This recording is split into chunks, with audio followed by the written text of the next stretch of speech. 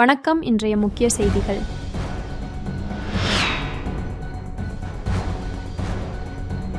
புதுச்சேரியில் நாளை விநாயகர் சிலைகள் விஜர்சனம் நடைபெறுவதையொட்டி நகர பகுதியில் தற்காலிகமாக போக்குவரத்து மாற்றம் செய்யப்பட்டுள்ளது.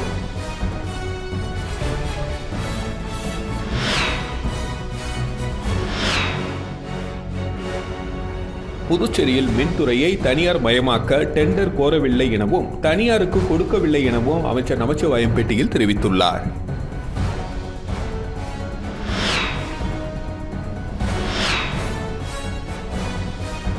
உலக புகழ்பெற்ற வேளாங்கண்ணி பேராலய ஆண்டு பெருவிழா கொடியேற்றத்துடன் கோலாகலமாக தொடங்கியது.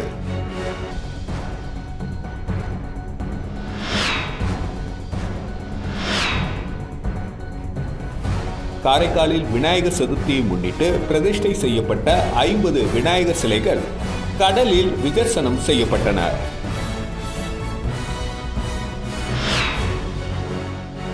இனி வருவது விரிவான செய்திகள். புதுச்சேரியில் நாளை விநாயகர் சிலைகள் விஜர்சனம் நடைபெறுவதையொட்டி நகர பகுதியில் தற்காலிகமாக போக்குவரத்து மாற்றம் செய்யப்பட்டுள்ளது. இது தொடர்பாக போக்குவரத்து எஸ்பி ரச்சனா சிங் வெளியிட்டுள்ள செய்திக்குறிப்பில், காமராஜர் சாலையில் லெனின் வீதியிலிருந்து ராஜா திரையரங்கு வரை மதியம் சுமார் 12 மணியிலிருந்து மாலை சுமார் 5 மணி வரை அனைத்து விதமான வாகனங்களின் போக்குவரத்தும் முற்றிலும் தடை செய்யப்படுகிறது. விநாயகர் சிலை ஊர்வலமானது நேரு வீதியை கடக்கும் வரை அண்ணா சாலையில் பிற்பகல் 3 மணி முதல் அனைத்து வகையான வாகனங்கள் இயக்கம் முற்றிலும் தடை செய்யப்படுகிறது. மேற்படி வாகனங்கள் அனைத்தும் அண்ணா சாலை, 45 அடி சாலை மற்றும் ஒதியஞ்சாலை சந்திப்புகளில் திசை திருப்பப்படும். விநாயகர் சிலை ஊர்வலத்தின் பொழுது நேரு வீதி, காந்தி வீதி மற்றும் எஸ்வி பட்டேல் சாலையில் அனைத்து வகையான வாகன போக்குவரத்து முற்றிலும் தடை செய்யப்படுகிறது.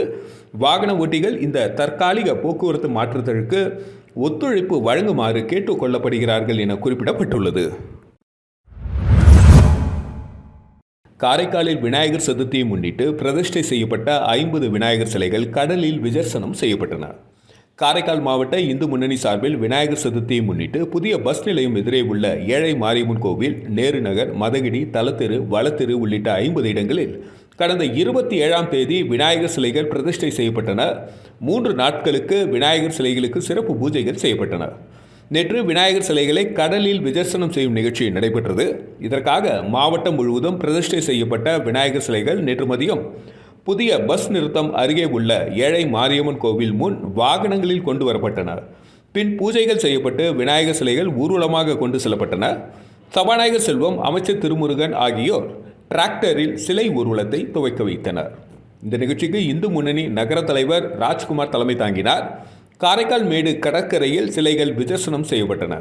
அதேபோல் இந்து முன்னணியினர் கிளிஞ்சல் மேட்டில் இருந்து சிலைகளை ஊர்வலமாக கொண்டு சென்று கரைத்தனர்.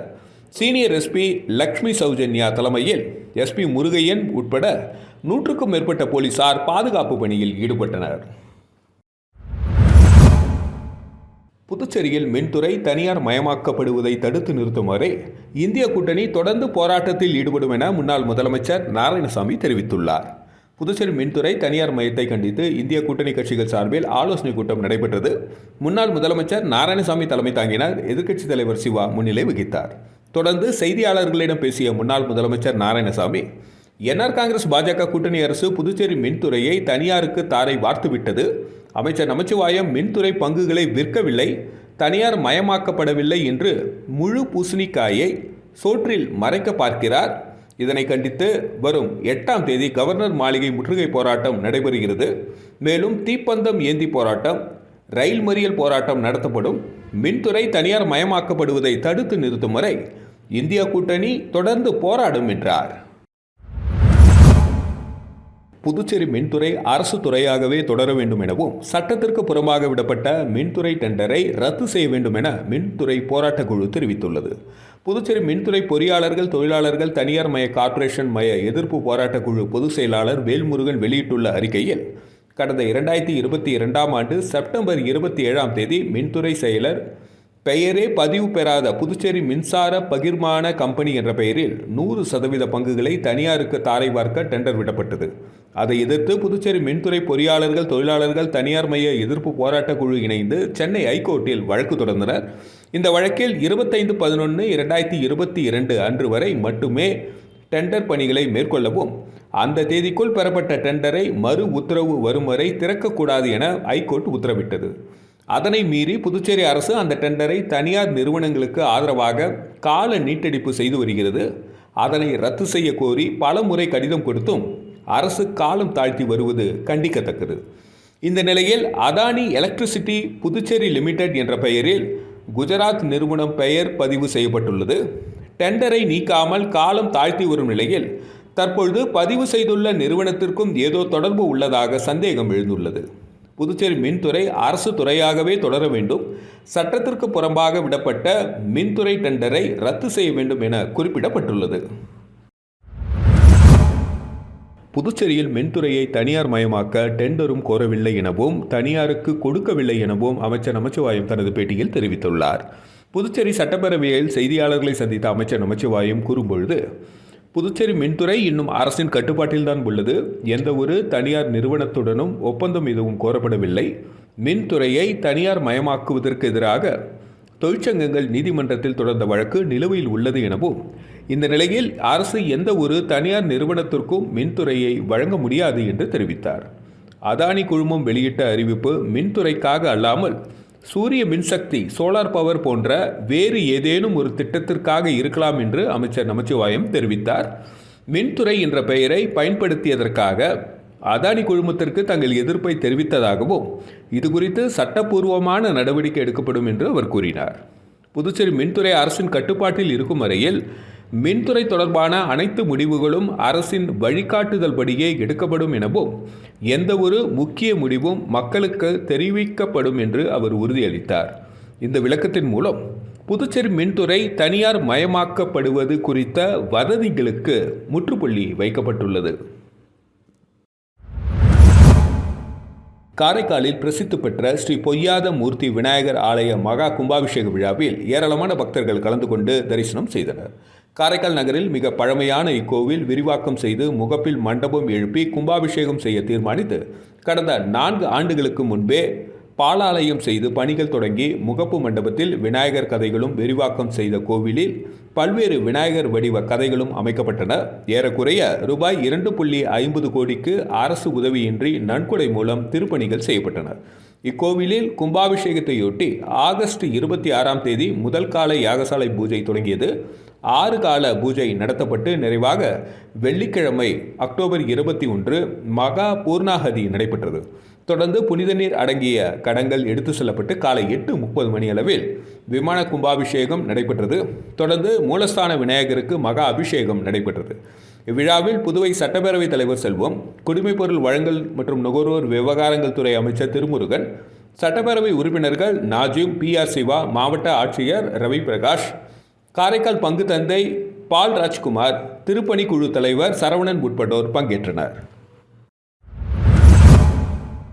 பிரதமர் நரேந்திர மோடியை தொடர்ந்து வரம்பு மீறி விமர்சிக்கும் ராகுல் காந்தியை கண்டித்து பாஜக இளைஞர் அணியினர் கண்டன ஆர்ப்பாட்டத்தில் ஈடுபட்டதுடன் காங்கிரஸ் அலுவலகத்தை முற்றுகையிட முயன்றதால் பரபரப்பு நிலவியது. பிரதமர் நரேந்திர மோடியை தொடர்ந்து வரம்பு மீறி விமர்சிக்கும் காங்கிரஸ் கட்சியின் முன்னாள் தலைவர் ராகுல் காந்திக்கு பாஜகவினர் கடுமையான எதிர்ப்புகளை தெரிவித்து வருகின்றனர். இதன் ஒரு பகுதியாக புதுச்சேரி மாநில பாஜக இளைஞரணி சார்பில் ராகுல் காந்தியை கண்டித்து காமராஜர் சிலை அருகே கண்டன ஆர்ப்பாட்டம் நடைபெற்றது.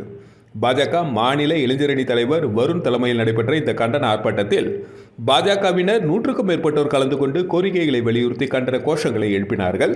தொடர்ந்து ராகுல் காந்தியின் உருவப்படத்தை செருப்பால் அடித்து பாஜகவினர் காங்கிரஸ் அலுவலகத்தை முற்றுகையிட பேரணியாக சென்றனர். அப்பொழுது போலீசார் அவர்களை தடுப்பு கட்டமைத்து தடுக்கவே போலீசாருக்கும் போராட்டக்காரர்களுக்கும் இடையே லேசான தள்ளுமுள்ளு ஏற்பட்டது. இதனை அடுத்து ராகுல் காந்தியின் படத்தை தூக்கி எறிந்து அவர்கள் அங்கிருந்து கலைந்து சென்றனர். இந்த போராட்டத்தில் புதுச்சேரி மாநில பிஜேபி துறை தலைவர் ரத்னவேல், பொதுச் செயலாளர் லட்சுமி நாராயணன், மாநில மகளிரணி தலைவி தாமரை செல்வி, பட்டியல் அணி மாநில தலைவர் காத்தவராயன், இந்து ஆலயம் ஆன்மீக பிரிவு தலைவர் சாய் சுதாகர் உள்ளிட்ட மாநில மாவட்ட தொகுதி நிர்வாகிகள் மற்றும் அனைத்து பிரிவு நிர்வாகிகளின் அனைவரும் திரளானோர் கலந்து கொண்டனர். திருநள்ளாறு ரயில் நிலையத்திற்கு 40 ஆண்டுக்கு பிறகு வந்த பயணிகள் ரயிலை சபாநாயகர் மற்றும் அமைச்சர் இனிப்பு வழங்கி வரவேற்றனர். காரைக்கால் மாவட்டம் திருநள்ளாறு பேரளம் இடையே 23.5 கிலோமீட்டர் தொலைவிற்கு கடந்த 1951ஆம் ஆண்டு மீட்டர் கேஜ் ரயில் பாதை அமைத்து ரயில் சேவை துவங்கப்பட்டது. பின் கடந்த 1986ஆம் ஆண்டு இப்பாதையை அகலப்பாதையாக மாற்றும் பணிக்காக ரயில் சேவை நிறுத்தப்பட்டது. இந்த பணி நீண்ட இழுபறிக்கு பின் முடிந்து கடந்த மே 23ஆம் தேதி சோதனை ஓட்டம் நிறைவு பெற்றது. அதனைத் தொடர்ந்து சரக்கு ரயில் மட்டுமே இயக்கப்பட்டு வந்தது. பயணிகள் ரயில் இயக்கப்படாமல் இருந்தது. இந்த நிலையில் 40 ஆண்டுகளுக்கு பிறகு நேற்று முதல் வரும் 8ஆம் தேதி வரை வேளாங்கண்ணி திருவிழாவிற்காக விழுப்புரம், கடலூர், சிதம்பரம், மயிலாடுதுறை, பேரளம், திருநள்ளாறு, காரைக்கால் வழியாக வேளாங்கண்ணிக்கு சிறப்பு ரயில் சேவை இயக்க நடவடிக்கை எடுத்துள்ளது. நேற்று காலை 9:10 மணிக்கு விழுப்புரத்தில் இருந்து புறப்பட்ட இந்த விழாக்கால சிறப்பு ரயில் நேற்று மதியம் 12:45 மணிக்கு திருநள்ளாறு ரயில் நிலையத்திற்கு வந்தது. ரயிலை சபாநாயகர் செல்வம், அமைச்சர் திருமுருகன், சிவா எம்எல்ஏ மலர் தூவியும் பயணிகளுக்கு இனிப்பு வழங்கி வரவேற்றனர். பின்னர் ரயிலை கொடியசைத்து துவக்கி வைத்த சபாநாயகர் செல்வம், அமைச்சர் திருமுருகன் இருவரும் அதே ரயிலில் காரைக்கால் வரை பயணம் செய்தனர். உலக புகழ்பெற்ற வேளாங்கண்ணி பேராலய ஆண்டு பெருவிழா கொடியேற்றத்துடன் கோலாகலமாக தொடங்கியது.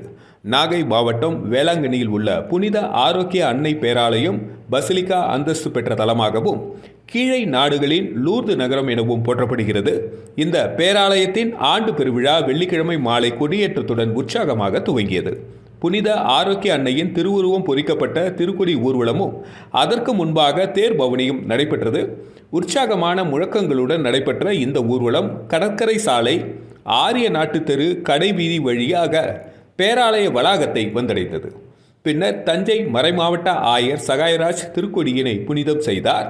தொடர்ந்து மாலை சுமார் 6:40 மணியளவில் வேளாங்கண்ணி புனித ஆரோக்கிய அன்னை பேராலய ஆண்டு பெருவிழா திருக்கொடியேற்றம் நடைபெற்றது.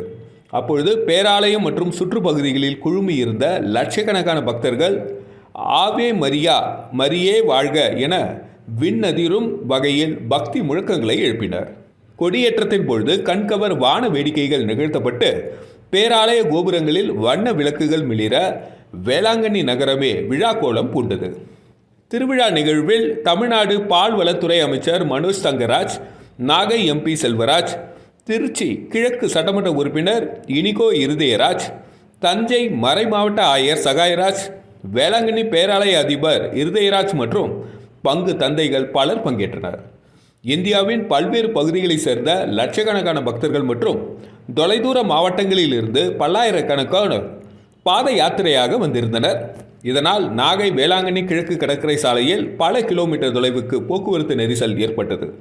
அதேபோல் தெற்கு பொய்கை நல்லூர் வழியேயான நாகை வேளாங்கண்ணி சாலையிலும் கடுமையான போக்குவரத்து நெருக்கடி ஏற்பட்டது. காரைக்காலில் பேங்க் ஆஃப் இந்தியா வங்கியில் என்ஆர்ஐ வங்கி கணக்கு வைத்துள்ள வெளிநாடு வாழ் இந்தியர்களுடனான ஆலோசனை கூட்டம் நடைபெற்றது. புதுச்சேரி மாநிலம் காரைக்கால் மாவட்டத்தில் காரைக்கால் மற்றும் திருநள்ளாறு பகுதியில் உள்ள பேங்க் ஆஃப் இந்தியா வங்கியில் என்ஆர்ஐ வங்கி கணக்கு வைத்துள்ள வெளிநாடு வாழ் இந்தியர்கள் உடனான ஆலோசனை கூட்டம் தனியார் நட்சத்திர விடுதி அரங்கில் நடைபெற்றது. இதில் பேங்க் ஆஃப் இந்தியா சென்னை மண்டல மேலாளர் மோகன் மாரோத்தி, கோட்ட பொது மேலாளர் ராமதாஸ் மற்றும் காரைக்கால் திருநள்ளாறு கிளை மேலாளர்கள் பங்கேற்ற இந்த ஆலோசனை கூட்டத்தில் காரைக்கால் மாவட்டத்தை சேர்ந்த 150க்கும் மேற்பட்ட என்ஆர்ஐ கணக்கு வாடிக்கையாளர்கள் கலந்து கொண்டனர். இந்த கூட்டத்தில் என்ஆர்ஐ கணக்கு வைத்துள்ள வாடிக்கையாளர்களுக்கான சிறப்பு திட்டங்கள் மற்றும் வங்கி சார்பில் டெபாசிட்டுகளுக்கு வழங்கப்படும் கூடுதல் வட்டி விகிதங்கள் குறித்து எடுத்துரைக்கப்பட்டது. மேலும் வங்கியின் பெயரில் வாடிக்கையாளர்களின் வங்கி கணக்கு விவரங்கள் மற்றும் ஓடிபி எண்களை கேட்டால் யாரிடமும் அளிக்கக்கூடாது என அறிவுறுத்தப்பட்டது. மீண்டும் இன்றைய முக்கிய செய்திகள்.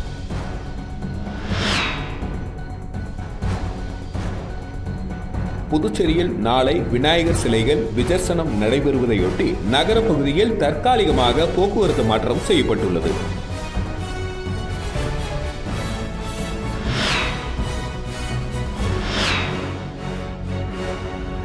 புதுச்சேரியில் மின்துறையை தனியார் மயமாக்க டெண்டர் கோரவில்லை எனவும் தனியாருக்கு கொடுக்கவில்லை எனவும் அமைச்சர் நமச்சிவாயம் பேட்டியில் தெரிவித்துள்ளார்.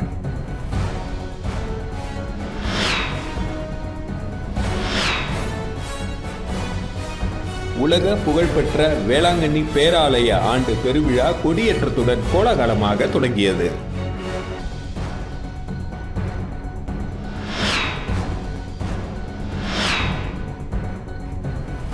காரைக்காலில் விநாயகர் சதுர்த்தியை முன்னிட்டு பிரதிஷ்டை செய்யப்பட்ட 50 விநாயகர் சிலைகள் கடலில் விசர்சனம் செய்யப்பட்டன.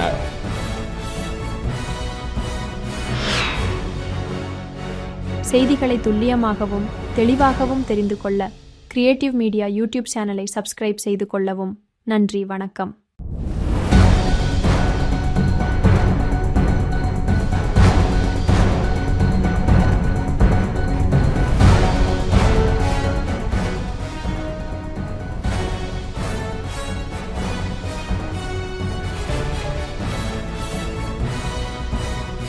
நம்ம சேனலை சப்ஸ்கிரைப் பண்ணுங்க, லைக் பண்ணுங்க, ஃப்ரெண்ட்ஸ்க்கும் ஷேர் பண்ணுங்க. தேங்க்யூ.